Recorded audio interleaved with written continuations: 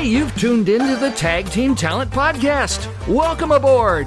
Here's your guy, your host, your best buddy in entertainment, Scott Edwards. Hey, welcome back to the podcast. We are so excited to have you here. We have 3 amazing videos to share with you. Oh, hey, look, we have a new co-host. Let's hear it for Alex. How you doing? My name is Alex, a.k.a. Cuban Thunder, a.k.a. Top Shelf. Woo! Glad to be here with you, bud. Thanks for having me. Oh, man, this is going to be so much fun. Alex and I met at the Punchline Comedy Club recently. That's right. He's an up-and-coming stand-up comic, and I'm going to show you some of the pros that we used to work with back in the day.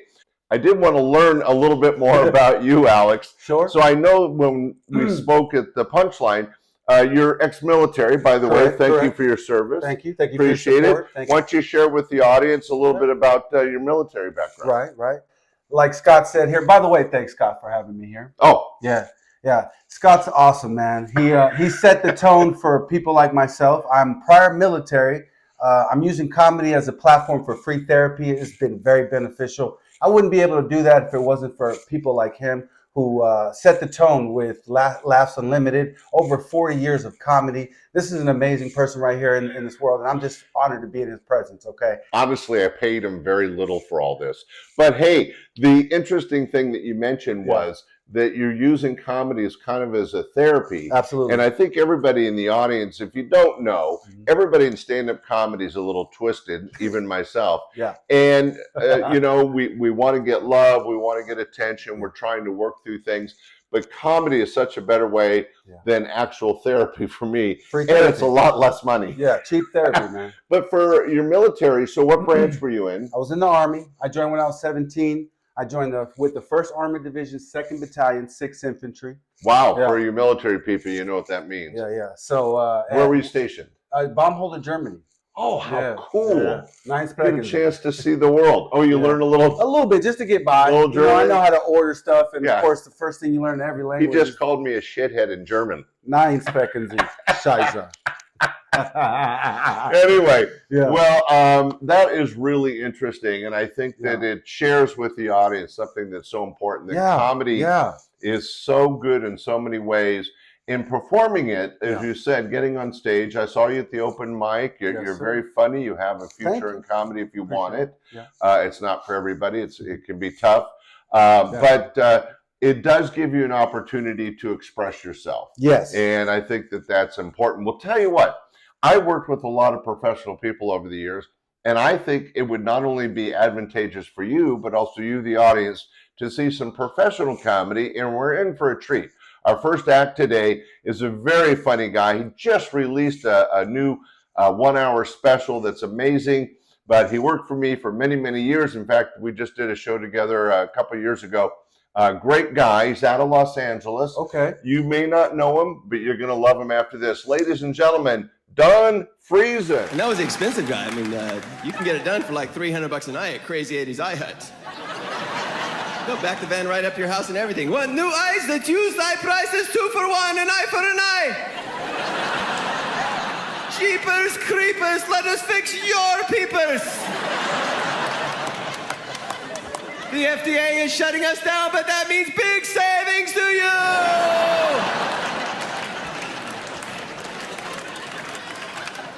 I'm married, been married for 18 years. I feel sorry for my wife sometimes, because she's been working on me for 18 years, and this is how far she's gotten. Ta-da! We're working on things, that's important. She tells me I'm not a very good listener, and she's probably right, but in all fairness, she's not a very good summarizer. When she tells me about her day, there are no deleted scenes. We're doing this in one take. Roll them! All right. And I want to hear about her day, I do at first.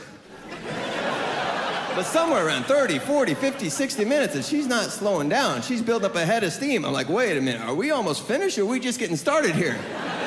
I gotta go to the bathroom. She gets into the 2nd hour, and I realize she's only talked about a 10-minute span of her day. How is this possible? This isn't even real time here? We're actually losing time.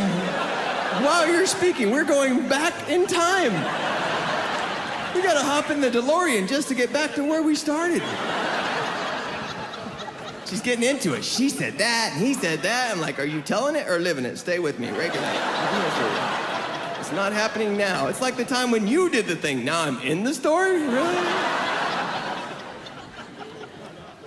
And she can't be wrapping it up because she's bringing in new people into the story, you know. Characters that from her life that maybe I met once. You know, Kathy broke her toe and she couldn't help with the fundraiser. I'm like, oh no. I'm just stalling. Who's Kathy? Who's Kathy? Who's Kathy? Who's Kathy? And I gotta figure it out because I know it's gonna be on the test. And I don't want to ask because that's another 45 minutes right there. Kathy, come on, I drink coffee with her every week. I'm like, you like coffee? Oh, that's on the test too. And it doesn't help the Sports Center's on right behind her. And I'm not watching it, per se. But there is a little crawler on the bottom. They keep looping the scores and the highlights over and over, and every once in a while, my eye will just follow it on its own. I don't do it on purpose, it just goes, you know? And I never know when she's done, you know? That would help, right? I just tell her, you know, it'd be nice maybe at the very end if you wrap it up with a song like Sports Center. Then I would know for sure, you know, and that was my day. Da-na-na, da-na-na. Well, ladies and gentlemen, that was Don Friesen live on stage from his recently released 1 hour special. What'd you think, Alex? Awesome, man. I think Don's pretty funny, yeah. He's an incredible guy. We're good friends. He's a very funny comic. But what I like about him is that he always talks about things that everybody can relate to. I mean, in this case, he'd start off with eye surgery, but it was, you know, LASIK. But it went into being married and then, you know, conversations with women. I'm sure you've had that. Oh, yeah, recently married. Oh, congratulations. No, my How's third, going nuts? Yeah, don't clap. It's my third time. Well, I'm a failure. Third time's the winner. That's what they say. But this time I think it's going to be different because I married my best friend, you know? Oh, yeah, great. Yeah. But I don't think I'm her best friend. I think I'm like her third best friend. After the dogs, you know? You do have to find a balance in the marriage, right? Yeah. We were talking about your military career and Yes, your time in the Army. Thank you for that. How did you, I know that you're using comedy as a therapy, but that first step, that first open mic, how did you make that jump? That's a good question. First and foremost, God. Oh. That's how I got through Iraq. That's why I'm here. I felt anxiety around people, and I wanted to overcome that. In order for me to overcome that, I needed to get in places where I was uncomfortable. I firmly believe that without challenge, there is no change. And that's in life, whether you're in the gym or whatever it is. And for me to grow as a father, as a person, as a leader, I needed to get over anxiety. For me, that looked like the mic, the open mic. So I got the opportunity at the Punchline to go up there and grab the mic and use free therapy. Yeah. As you can see, even here with this comedian we just saw, his name's Don. Correct? Don, his information has bits of truth in it. That's why we can relate. So he's having a good time, but he's having therapy at the same time. Right. Comedy is always based on a little bit of truth. Right. And I got to tell you, folks, Alex is spitting out some great knowledge and wisdom here. So there'll be a small bill heading your way. Thanks for sharing that. Hey, there's another young comic I want to share with you. Sure. You know him. Mm-hmm. He runs the open mic at the Punchline. Yeah. And I had a chance to work with him. I was booking a fundraiser up in Placerville, and he was my opening act. And Marcus and I have become good friends. Yeah. So you know him. Yeah. I know him. Let's introduce him to the audience. Ladies and gentlemen, a little bit of comedy from Marcus Mangham. Marcus. You know what all that going on around us to keep us out of trouble? Or at least that's what he said. My grandfather always had us working. Well, when I say work, I don't mean take out the trash or, hey, grandpa, let me help you with that crossword puzzle. No, I mean cutting wood, picking blackberries, plowing his garden. I'll put it like this. I'm qualified to do every job on Oregon Trail. Okay? I can fix an axle or shoot a moose, whatever you need, you know? You need the cure for typhoid? Holla at me, I got it, huh? Well, my hometown was one of the little small industrial towns, known for two things: textiles, you know, fabric and cloth, and home to the man by the name of Bob Jones, leader and grand dragon of the largest Klan chapter in the United States. Which explains the booming textile industry. Sheets were in high demand, you know? You know, sometimes people get weird when I tell that joke, but honestly, like growing up in the South, I experienced a lot of crazy stuff racially. But honestly, now that I'm older, I'm able to talk about it, find the funny in it, and now get paid for it. So it's sort of like my own versions of reparations, you know? So if you don't laugh, you're definitely racist. And cheap. But, you know, honestly, I didn't even know how small my hometown was until I moved out here to California. Because when I came out here to California, I had to get my California license, which meant I needed to call the DMV back in North Carolina. And when I called, you know what happened? A person answered the phone.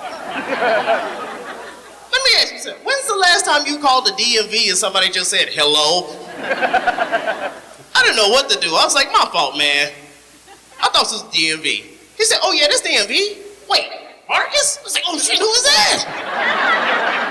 How small is my hometown, you know? But I like it out here. I'm getting adjusted to it. You know what I like? Y'all might not agree, but the weather. I like the weather out here. Because at least it's consistent, you know? If it's sunny, it's sunny. If it's cloudy, it might rain. On the East Coast, you never know what's gonna happen. 1 minute it's sunny, the next minute you building an ark looking for animals, you know?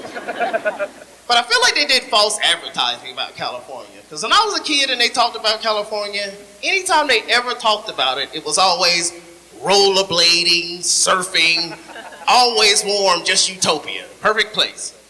So when I first came out here, my girl said, you know what? I'm gonna take you to the beach. Let's go to San Francisco for a day at the beach. Good example. Ladies and gentlemen, Marcus Mangham, and ending on that joke about going to the beach. Of course, when everyone hears about the beach, you think of Los Angeles and Manhattan Beach, right, and all those places that do have the rollerblading and the surfing and Venice everything. And Santa Cruz. San Francisco, no, not so much. That you're gonna have to rollerblade past a couple homeless people. Yeah. Plus the water's freaking cold. Oh, yeah. And we have a few sharks out there. Yeah. So deep blue. We got to deal with that. Exactly. You know? Well, Alex, I hope you're enjoying the show. I definitely am. I love it. I hope you're enjoying the show, but now we have a special part of the show. Okay. It's called the Classic Rewind. So the sets we've been seeing are from the last couple of years, Okay. but I used to produce television. Right. And so I share some of the acts from my stages back in the day of the 80s. Yeah. So this for you and for you, Alex, because you haven't seen this, but one of the guys that got started at the club, very talented ventriloquist, David Strassman. Now, I don't know if you've nerd of him.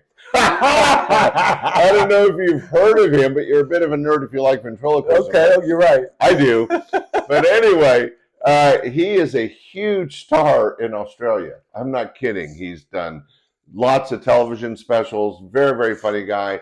But he got his start at my club back in 1980. Whoa. And was one of the first guys to do an animatronic ventriloquial figure. Is that right? Yeah, he would do his comedy and leave the stage, and Chuck was his main character, would go on with the show. It was amazing. Really? But this is from a recent, well, not a recent special, one of his older specials, and part of our Classic Rewind. Ladies and gentlemen, ventriloquist David Strassman.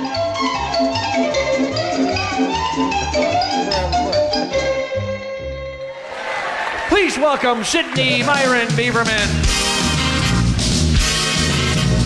Thank you, thank you, thank you, thank you, thank you. Thank you for letting me audition to replace Teddy there, Mr. Slippery Nipple. It's Strassman, exactly. Okay, how many years are you going to get my name wrong? As many years as it gets a laugh. This is my big break. Where's my cameraman? Your cameraman, what do you mean? Oh, there we go. Get on out here. You're not showing the hand going up my ass, are you? Jesus, he's ugly. Okay, all right. Look, Sid, replacing Teddy is not just about laughter. He has heart. I got heart. I never hit a man when he's down. I wait till he stands up and I kick him in the nuts. We travel the world and we get all kinds of audiences. How are you at handling hecklers? I can handle any hecklers. Someone from the audience yell out to me, get stuffed. Fuck you. No, Sid, you need a clever response. You do? Yeah, okay. Someone from the audience yell out to me, get off the stage. Fuck you. Sid, your response when you get a heckler, you have to be funny and clever. You do? Yeah, okay. Someone from the audience yell out to me, a good heckle.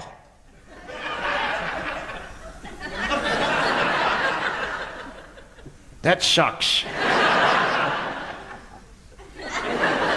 What kind of crowd is this, huh? I had better respect for the dead. Okay, Sid, your material is not what I would call cutting edge. What are you talking about? You wrote this shit. No, this is your material, Sid. Cut the crap, Shipman. I am not Shipman. Without me, you are. He's just a sissy boy who likes to play with dolls. No, I am a ventriloquist. And a shitty one at that. Oh, I'm not that bad. Are you kidding? I can see his lips move on Google Earth. Are you done? Like a roast pig on Christmas Day. Did I get the part? I'll tell you what, give us your 3 best jokes and we'll let the judges decide. Okay. A gunman goes into a restaurant. He says, give me all your money. The cashier says, take away.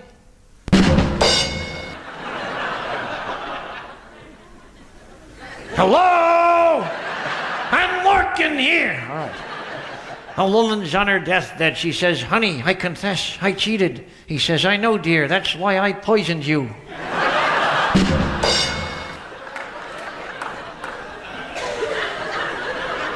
My girlfriend got a tattoo of the seashell on her inner thigh. When you put your ear to it, you can smell the ocean.